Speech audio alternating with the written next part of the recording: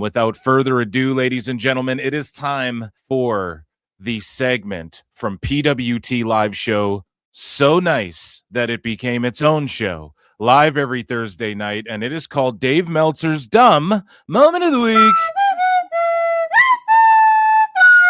Best guys, Tony Khan. So lastly, we have Dave talking about New Japan and CMLL a little bit. And we'll start with the CMLL stuff because it's just one clip. But then Dave sort of puts his foot in his own mouth, and then he absolutely puts his foot in his own mouth with the finale clip here. But in 2025, here is Dave and Bryan. I believe Dave is with Try and Bryan here. Bryan. And they're talking about New Japan, or pardon me, CMLL and their record-setting year in 2025. The year did end with a record set by CMLL. 3 straight sellouts in a week. They sold out Friday night. They sold out Sunday, late afternoon, early evening. Sold out Tuesday and night. Like any of these shows, if you guys want to play the nitpick game, because you guys know I don't really care about like, oh, the sellout, they sold out the setup or whatever. It's just like, okay, then that's a sellout, I guess. I don't really care, you know, when Carney's Carney their shit up. I don't care about that. But like, if you want to be one of those technical hounds who are like, no, there's empty seats. Like I had people sending me pictures of like, yo, you know, Nuge didn't really sell out every seat. Like for Wrestle Kingdom, there was empty sections. And like, whatever, they still did. Actually, the final count, oh yeah, we figured it out. And Dave and none of these guys are reporting on it. I found out what the actual final count was because they said it at the show.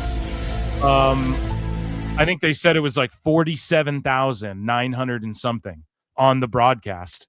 So it was actually sub 50K people. And they said it on the broadcast during Wrestle Kingdom. I think I entirely forgot to bring that up. A good thing I did, because I can point out how Dave isn't talking about that either, right? But the dude on commentary, not one of the guys going, oh, but they had someone there with them. I don't know who it was on commentary, and he would chime in like once a match, but he would actually say some real good.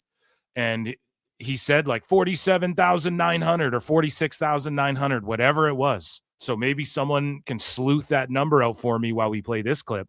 But if you want to be technical about it, it's not like they're sold out, like not an empty seat in the house every show.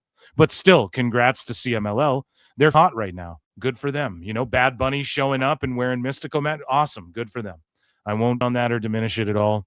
I would say AEW needs CMLL more than CMLL needs AEW. And that's how they treat them. And that's how they treat MLW as well. CMLL is clearly hotter in Mexico. But again, do you have an abundance of luchadors that you're trying to make stars, or are you just letting their stars run rampant on your and not pushing your own guys? See what WWE's done. And again, to contrast, they're making their guys stars and bringing their stars to Mexico, and they're making some of their stars from Mexico more known in America and shit. Tone's not doing that. So if we want to talk about which relationship's better, yeah, AAA and WWE washing in that regard. You want to talk about what's hotter? I think Dave does a disservice to AAA by not talking about how AAA wouldn't have done the big houses for as expensive as what it costs for a fucking ticket to go see AAA shows in America, right? Like CMLL, if they do a show in America, I don't think they're going to sell as expensive of tickets and as many as AAA would. Like they're doing a good job in that regard. But kudos to CMLL for selling all these fucking tickets. JJ has said on the show that they own the arena and they just fill it for free. Like it's free to go. And then people make money off concession and merch and shit like that. I don't know if that's true. I think they do sell tickets, but I don't know if he meant just like sometimes or just to fill it out. Like, oh, we haven't quite sold it out. Everyone get in here. Are they doing that? I don't know. So kudos to CMLL. Okay. I'm not going to hate on CMLL in this. All of my vitriol is towards Dave Meltzer. I cannot recall them ever selling out on a Saturday, and I can only recall one Tuesday sellout. It is unprecedented. I think that they probably ended up with over 1.1 million spectators, paid spectators, at Arena Mexico this year, which is another all-time record for any arena in the history of wrestling. They ended the year with 63 sellouts, I believe it was. So they actually did. And when they own the arena, like, how do we know what they're reporting isn't phony? Like, if WWE owned the arena and then said, we ended the year with the whatever, Dave would 100%, or even if Tony said it, he would 100% question that. he would 100% be like, I don't know if that's the real number. Like, you can't tell because they own it. The same way, and I know this because when they teamed up with ESPN, Dave's like, journalism's done and it's out the window and they're just going to shill for WWE. So he'd be melting down. So who knows if CMLL's even accurately reporting they could just say it's always a sellout every time. So again, I'm not trying to shit on them. I'm just saying Dave spurgs out about the 93,000 attendance to this day. He's not even going to ask one question about this fucking record or be like, well, we don't actually know, and point out like they own the arena. So I think that's a little, because even when Bad Bunny was there, you guys saw, we could see the videos from Bad Bunny's perspective. There was a lot of empty seats even in that show. Are they all full blown, can't fit a fucking ant in this building sellouts? I don't know. But again, that's not on CMLL. This is on Dave for the way he's reporting it. More than WWE. Or it is on CMLL, but I mean, they're going to work. Workers are going to work. Okay. Or 64, some number like that, as far as like all their arenas, but they sold out every arena. There's never been a time in Mexico where an arena. And then it's just this one picture, like, yeah, this rules. But what about when Bad Bunny was there at that show and the fucking, you could see behind him, like the upper rows were fucking empty behind him, Fuck, I don't know. That size is sold out 3 times in the same week. I don't know how NXT was at its peak, because I remember they sold out the Barclays Center. It was like when Kevin Owens, Sami Zayn, Nakamura, I think that era when they actually drew really big crowds. I think that they may have done a weekend like at the Barclays Center where NXT sold out along with maybe like a pay-per-view and maybe a Raw or a SmackDown. I'd have to look it up actually, but I seem to think WWE has done it, but probably only 1 or 2 times. I mean, obviously WWE for WrestleMania has sold. So recently WWE's hasn't sold out a fucking 2-night pay-per-view and then sold out a Raw and then sold out the following SmackDown, Dave? Are you fucking kidding me? And maybe they've done it. Oh my God, it's the greatest thing I've ever seen. So recently, WWE hasn't sold out 2 back-to-back night events or sold out their setup, quote unquote, and then fucking the next night sold out a Raw, then sold out an NXT, then sold out a SmackDown in the same week. Recently, the Performance Center isn't a sellout every week. I don't know, man. I think Dave is like real just talking out his ass here. Out of 50,000 seat stadium 2 nights. So, which is far more impressive, but it's still something that, Yeah, so there you go. He just said that right there. 50,000 2 nights for a PLE, 50,000 2 nights in a row. Okay, and then Raw comes after those 2 nights, which I promise have sold out, a bunch of them. And then SmackDown's in a lull right now. Some of their live events are drawn better than some of these SmackDowns. You mean to fucking tell me that they didn't sell out? Dave's talking out his ass, and he's like, no one's done this in the history of pro wrestling. Well, except, WWE's done this a couple times, probably like this year. But this year CMLL did what no one else could do. What the fuck, man? Meltzer Inferno. He's just fried, man. I mean, for, any other promotion, it's a quite incredible in the history of wrestling, all of wrestling. Except WWE, and then it's quite incredible. Bro, make that distinction first. Like, say bar WWE, which is the outlier number 1 all the time. Everything else, this is how I view it, and then you can talk about they did this or this, But 1.1 million tickets. Shout out fucking CMLL and shout out Lucha. Fucking too bad Tony doesn't know how to book like crossover or shit and get like one of his lucha stars super over in Mexico right now and take advantage of this partnership. Instead, the guys he's trying to get over there are fucking French Canadians and Maxwell Jacob Friedman. It's fucking stupid, man. So let's move along to Nuge here. Okay. Dave Meltzer talks about Aaron Wolf. And he compares him to Mr. T and Lawrence Taylor in some capacity. And perhaps it's a fair comparison, like debuting at a WrestleMania. Maybe in that way, it's a fair comparison. Let's listen to what Dave Meltzer has to say here about Aaron Wolf, who I thought, if you guys watched his match with Evil, you would all be like, oh, come on now, Phil, this is garbage, But if you look at it in, I don't know, I'm trying to tell people, I'm trying to get it over with people. My agenda that I openly admit is like, look, Aaron Wolf, he gets it. He was there. His timing was good. His spots were all good. You got to slow down a little bit. Every noob does.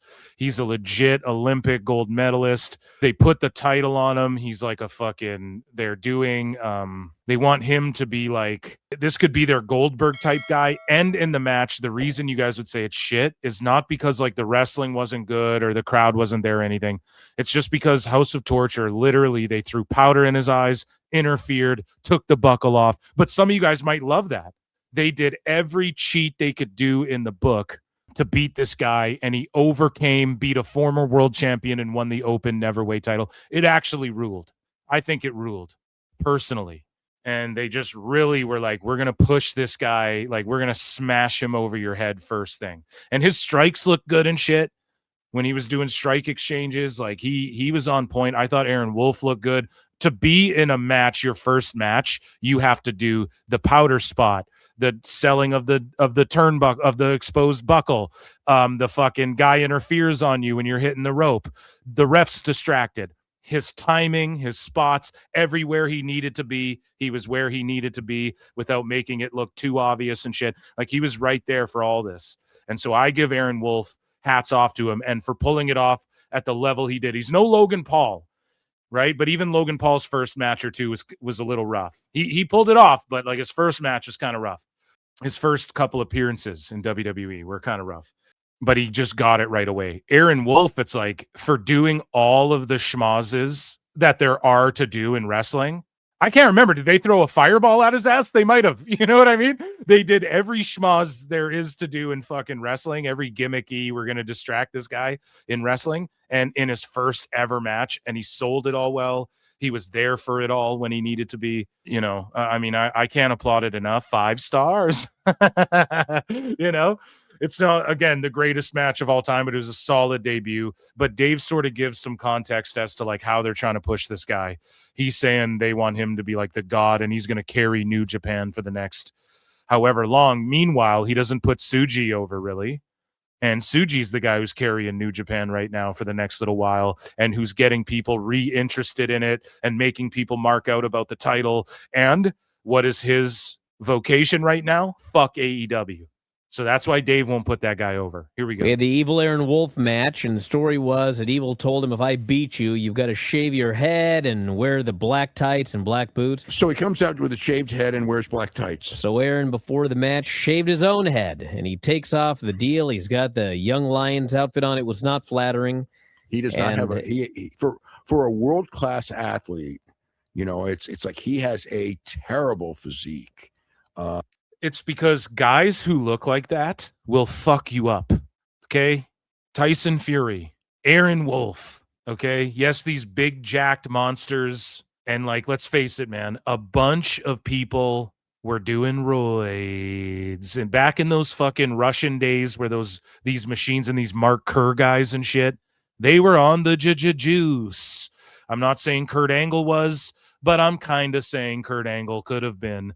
Especially when you see documentaries like Icarus, where the whole fucking how Russia got banned from the Olympics. I know you guys know about this. Russia was banned from the Olympics. Why? Because all these guys are on shit. We're on shit. All the Dagestani. This is why Khabib's not the GOAT.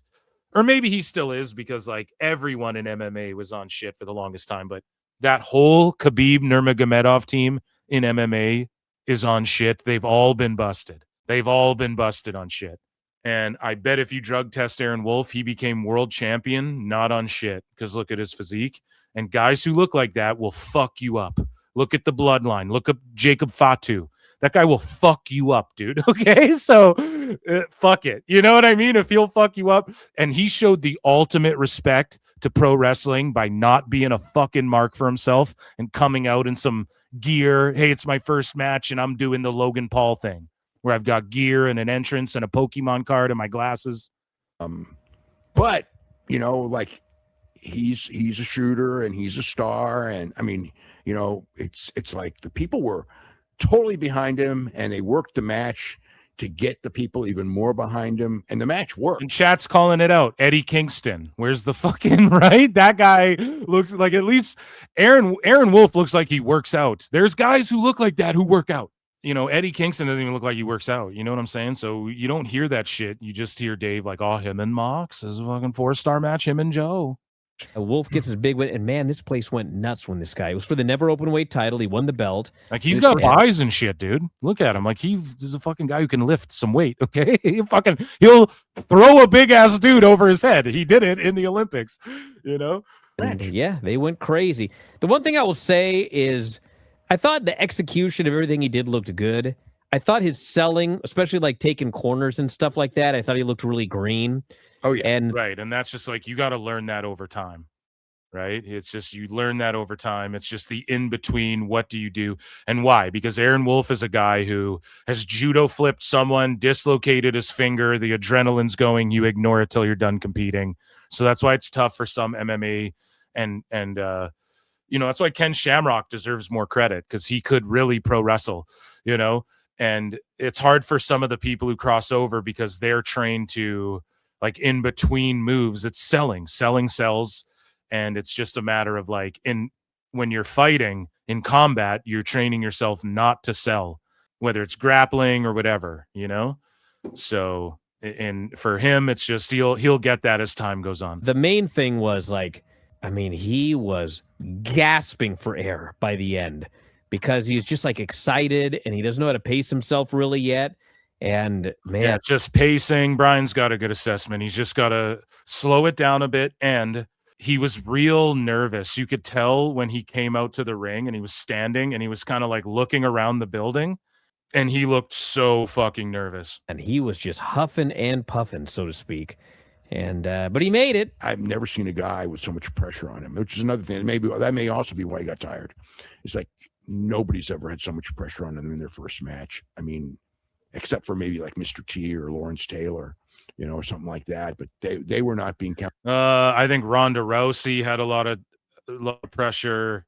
I think Logan Paul had a lot of pressure in his first match. But as far as like, I will agree with Dave in that they did every schmoz thing. I already talked about this, but it's not only your first match, but you got to go out there and fucking like take the Mr. Fuji dust and sell it. Like that is a lot of pressure. That's a lot of shit that you learn with time, how to do the gimmicks and shit, To carry a company, they were just counting on to do one gimmick match. And so is he saying that, except for maybe like Mr. T or Lawrence Taylor, or something like that, but they were not being counted on to carry a company. They were just... So Dave keeps pushing this narrative that Aaron Wolf is there to carry the company into the future. Is that legit? I don't know if that's legit. That they want him to carry them into the future. He's 27. How many years did they sign him for? 10? Or is it more like 3 or something? He could just leave and go to the Fed or AEW in 3 years. If Tony Khan likes him enough, he'll fucking try and poach him. So I don't know about this carry him into the future, bro. But maybe he does, man. Maybe he's a Nuge for lifer. So speaking of WWE, Dave Meltzer, again, he's crying about Nakamura. Nakamura should have been there, even though Dave is the one who just made up lies and got everybody's fucking hopes up about Nakamura being at this fucking show in the first place. Takeshita did an interview. He had an armband on like Nakamura. Nakamura told me since he's not allowed to be there, he wanted me to wear this so it's kind of like he can be there, And by saying he was not... I'll wear this so it's kind of like he can be there. Like visually, you mean he's there in spirit, Dave? You mean he's there in spirit? It's kind of like, that he'll be there. This just in, we have confirmed. Like, bro, learn to fucking speak well and write good. You know what I mean? This guy spends all day writing. He doesn't know how to fucking say anything properly or use fucking whatever. We covered it already. The typos and all that shit. Not allowed to be there. I mean, a lot of people got really upset, and wrestling politics is what it is. I mean, if there is no period in wrestling history where Nakamura would have been allowed to do this show. And this is, now that's not a defense because that also tells you just how fucked up. Oh, he actually cussed for once. and said fucked up. It's upsetting people. Wrestling and promotional wars are, because obviously he should have been there. And whatever, like, it's like, I will say this, like, I know there will be people who argue this greatly, but I do believe that Okada proved that he absolutely should have been the guy in the match. No, there's no way Nakamura could have matched this good with him. No way. But so there's no way Nakamura could have had this good of a match with Tanahashi? No way. Why? Because he's a Fed guy now? Jesus Nakamura Christ. should have been allowed to be there by, when there were, it wasn't that he was. Lex Luger should have been, or Sting should have been there to induct Lex Luger into the Hall of Fame, Dave. Again, I don't know what was the reason he couldn't be there. The presumption was that WWE would not allow him. And WWE, again, look, AEW let Billy Gunn do the Hall of Fame. They let Jericho do that John Cena tribute thing. They let Daniel. What does he mean? Jericho do the John Cena tribute? And no, here's where Dave's lying again, because again, I don't know how many people fucking talked about this, but I'll tell you right here. Tell us what you know, you goddamn liar! I'll tell you right here that fucking when WWE was getting loosey-goosey and just showing like Daniel Bryan and all this shit, AEW sent them a cease and desist or whatever. A C&D, dude, to fucking WWE to get them to stop showing wrestlers that are currently contracted to AEW. They tried to pull a fucking power move like that, and that's another reason why fucking Brie Bella ain't coming back to WWE anytime soon. And do the Hall of Fame. They let Jericho do that John Cena tribute thing. They let Danielson do that John. No, they don't. They don't let anyone do anything. Those are people that they just do what they want, and Tone has to suck it up and deal with it. Cena tribute thing. It's like, WWE could have let him do this show. Why didn't they let Sting do the fucking whatever? And WWE could have let him do it, but now Nakamura, I guess, did say like, yeah, I tried. I wanted to be a part of it. Why is it okay? Again, Dave's like, oh, they let Jericho do the Cena thing. No, everyone's just doing a Cena thing. Even Samoa Joe did Cena shit in his match. Everybody just did a Cena thing because it's Cena's last year and Tony's not going to do shit about it. They do what they want. It's a contrast. Like in AEW, they do what they want. In WWE, people got to do what the office wants them to do. Now, could WWE have sent him? Could he have gone and shit? Yes. Should he have been? Yeah, I would have liked to see it. But him just adding all this extra to pretty much like a rumor that he made up at first, where he's like, both guys want to do it and da-da-da-da-da-da. Now, Nakamura did give an interview. He covered it on PWT Live show that apparently Nakamura was like, I did everything I could to go, but just didn't work out. And then you can point to, they had him on this SmackDown show or whatever. But it just goes to show you that, again, Nakamura versus Tanahashi would have been the bigger deal. And then Dave still diminishes it and goes, he wouldn't have been able to have as good of a fucking match as Okada did. But it would have been a bigger deal, or else we still wouldn't even be talking about this shit. We wouldn't even be talking about this shit in the first place. And I don't know if having just 7 AEW guys go out there after he retires and then they all sit there and do their entrances and their poses and shit. I don't know if that was the move either. It just goes to show all the New Japan fans, hey, look at all these people who fucking left us. At least WWE isn't fucking rubbing their noses in the shit. So moving along here, Dave Meltzer had this assessment on Tanahashi and Okada's match. Tanahashi and Okada, I thought, was one of the best matches I've ever seen. So Dave says that this is one of the best matches he's ever seen, which it wasn't, but it was just like a brilliant it was an awesome Legends match. I thought it ruled. And then he says that the other match is like the greatest match of all time. And then we were just reading how Okada and Takeshita had the greatest pay-per-view opener of all time. So already in 2026, this guy's saying everything's just the greatest of all. The best fucking guys, time. Tony Khan. Like zero rhyme or reason. Everything's just goated. And it's fucking on this same show. Dave saw the best match he's ever seen and the greatest match of all time. I mean, just for drama and everything, it was just like absolutely ridiculous. Tony Khan did a great job with Sting. So if it's because literally he calls, you guys will hear it in another fucking clip. Tsuji and Takeshita, he says, is the greatest match of all time.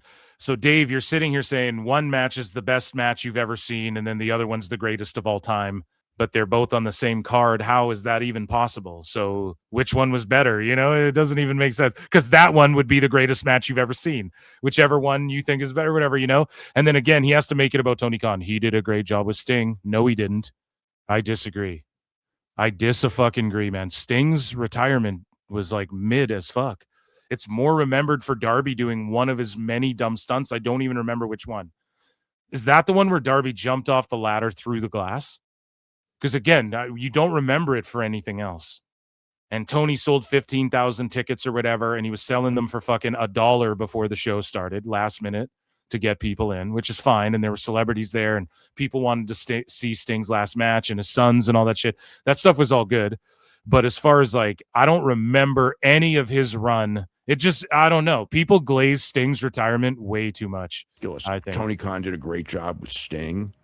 And I mean, in the ring, they did. I mean, that match with the Sting's last match was great, but they didn't do a post match like this. And I mean, I've seen, you know, I mean, it's like I thought that WWE did a good job with Cena, you know, other than in the post match I'm talking about. And the match is a different story, but this like.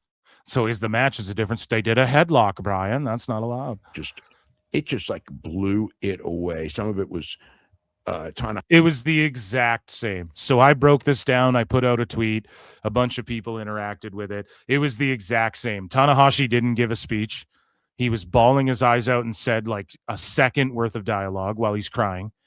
They had 17 fucking AEW guys come out to their music one at a time, just stealing not even the New Japan roster. They even had Naito come out, who's not even wrestling anymore. Tanahashi just cried, dipped out. They just clapped for him. It was the exact same thing. Tanahashi even lost with a smile on his face. It was literally 1-to-1. They did a bunch of fucking what Dave would call rest holds, and they paced themselves. They didn't really rest, but there was some action. They went to the outside of the ring, but it was just like false finishes. And then the evil heel who was flipping the crowd off fucking won. It was the exact same thing, 1-to-1. And the post-match, it blew it away. No, it was the same thing.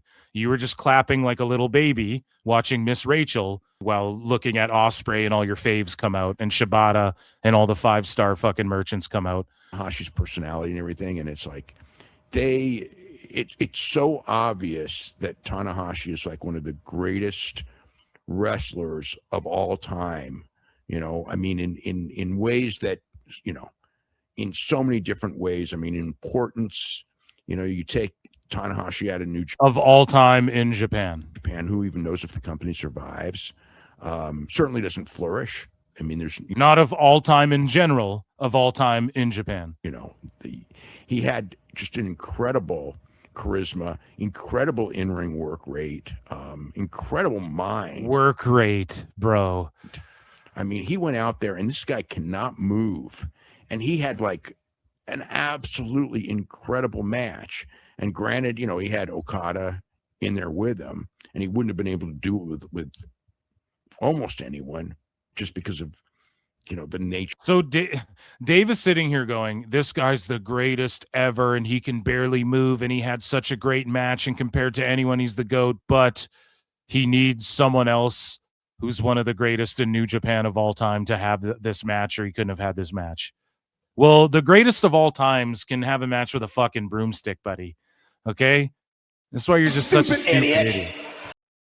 Of the movement and everything.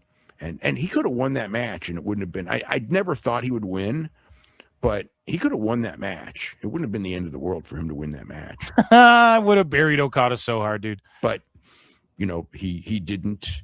They went 33 minutes, and I mean, it was just, that made the show for me. Yeah, for sure it did, bro, because they brought out all of your faves after, and you could clap like a seal about them after. And so this is what he had to say about Yota Tsuji and Takeshita. So, he said right before the greatest match of all time, Tanahashi versus Okada, which he's only saying that because your boy Phil calls John Cena versus AJ Styles the greatest match of all time.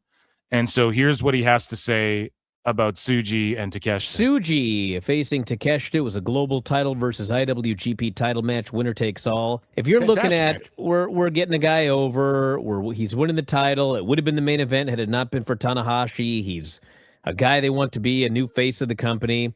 I mean, this match was perfect. From a technical standpoint, like this was a match of the year. It was that great. 30 minutes nonstop. Match of the year just started. This is how you know Dave is just a fucking dumbass. It was an amazing match. Early front runner for match of the year. That's what you say. This could be match of the year right here. It was that great. 30 minutes. From a technical standpoint, like this was a match of the year. This was a match of the year. What? It was that great. 30 minutes nonstop. So far, this is match of the year.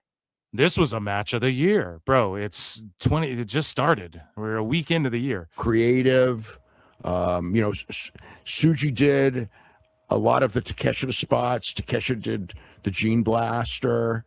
So it was like it was like in a sense like a WWE thing. Gene Blasters, what they use to shoot fucking hair follicles into Dave's skull. Except like from a technical standpoint, like way above. Blaster, I barely know her. Oh, go. Same type of a story, but just so much better. I mean, Takesh is so freaking awesome. And Tsuji stayed right with him. I mean, Tsuji knew, look, this is the biggest match of Tsuji's life, and he delivered. I mean, I could not say nothing bad about him. He delivered in the clutch here. In the clutch. Oh man. So and I just wrote, so 4 days into the year, Dave saying what's the best. It's pretty much my tweet. I already bitched and said to you guys already. Yota Tsuji. So here is Dave talking about Yota Tsuji bringing the V4 back. Yota Tsuji brought back the old championship belt. There was the previous item. They called Dave Yota Stoogie. IWGP title belt, which was not called the world title, but the IWGP title, the one which was the name of the championship from when it first started until a couple of years ago when they did a unification match. The Gene Blaster. That's what Dave did in his fucking pants. Dave blasted his jeans watching fucking Okada and fucking Tanahashi. Then changed the name to the world title. So Tsuji won it. And then a new belt was created. So he wants to go back to the old belt and taking away the world from the title. So now it is no longer the IWGP World Championship. It is just the IWGP Championship. I did hate that IWGP title. It was like a triangle. I just thought it was ugly. So I'm very glad that he brought, because the one he brought back actually was a really nice looking belt. Yeah. But I mean, he's talking about how like the lineage of this world title is only a couple of years, where the lineage of the other title goes back to the 80s. Because, bro, he's trying to shake off the funk of fucking AEW, man, and he's trying to be like, I'm ushering in a new era, like actually do something to reinvent and to rebuild. Bryan, AEW's in a rebuilding. He's trying to like rebuild he's trying to wash the stink of old New Joff, man. All the people who abandoned them and shit. 80s. Well, yes, they did do that weird thing where they not only introduced a new belt, but they said it was like a new title. And so the lineage like started out. I remember everyone was complaining about that. It like started over at 0. It was stupid. It was just dumb. stupid. It was stupid. I mean, so now the idea is that like the last 5 years were a dream or something. And so there's like, the title ended. No, they never said it's like a dream. The lineage of one title ends, the other begins. That's all he's saying. Meanwhile, Dave is saying this is stupid, but for Okada, Mr. Okada, he'll fucking sweep for the Continental Global Unified, whatever the best fuck. guy's Tony Khan. God, what a fraud. And whatever, 5-6 years ago, and now it's starting up again, the old title, and then that title that they've been having doesn't count. The whole thing. On PWT Live Show, we literally broke down some fucking nude sicko broke down the lineage and how you should view it, and it's very simple, Dave. It's not that stupid. I mean, that's just all completely stupid. It all should just be the same lineage of the same title. It is the same title. I mean, maybe he's right. Dave's a simpleton, though. Dave's a simple man. And to prove as much, shout out Jeff Lane, who is coming on PWT, by the way. Okay. It will happen. It's just him and I, our schedules just, we're both loosey goosey and it'll just happen. Okay. Sooner or later. But, and shout out Vince Russo and the brand and Jeff Lane here for giving us this clip. Here's Dave just being completely redacted. So, and Takeshita, they're gearing for, the young superstar, babyface, that former heel thing. So, and Takeshita, they're going for the superstar, babyface, heel sort of like thing. Poor people don't like AEW. What the fuck is this guy talking? So, and Takeshita, they're gearing for, the young superstar, babyface, that former heel thing. So, I mean, you can see the former heel thing, the young superstar babyface, former heel thing. What the fuck is this? One more time for the people in the back. This is the Uwatu the Watcher of pro wrestling. So, and Takeshita, they're gearing for, the young superstar, babyface, that former heel thing. So, I mean, you can see the character, bro. I guess that's the character now. And I think Dave's trying to say, oh, they're gearing up to have him. He used to be a babyface. Now he used to be a heel. Now he's a babyface that everyone adores. And again, to redax like Dave, that's and it's what Vince Russo said. Even though, bro, let me tell you that even though, bro, JCW, I invented characters in wrestling, bro. Even though Vince Russo is laughable at times, he's right. That's not a fucking character thing. That's just good guy, bad guy. Who's the good guy? Who's the bad guy? And okay, so they're going with the trope that, oh, he's beloved now by everyone, but you can't. The problem is that's not something you can artificially create. That's not a character. There's no story there. It's just, oh, they're going for this thing because of matches. It's fucking silly, man. It's silly. And Takeshita, people care more about why is he becoming the good guy after he was a bad guy baby face thing or whatever Dave's saying. They're gearing for, the young superstar, babyface, that former heel thing. So, I mean, I guess that's the character, bro. I guess that's the character now. So that clip is so good. I need that for the soundboard. And because you're such a dumbass, Dave, I will forever clown you. Bonus episodes of Dave Meltzer Dumb Moment of the Week, exclusive and early release to Patreon and stuff like that coming soon. Ladies and gentlemen, that was Dave Meltzer's Dumb Moment of the Week. We based him too. We brined him as well. We brined him overnight, dude.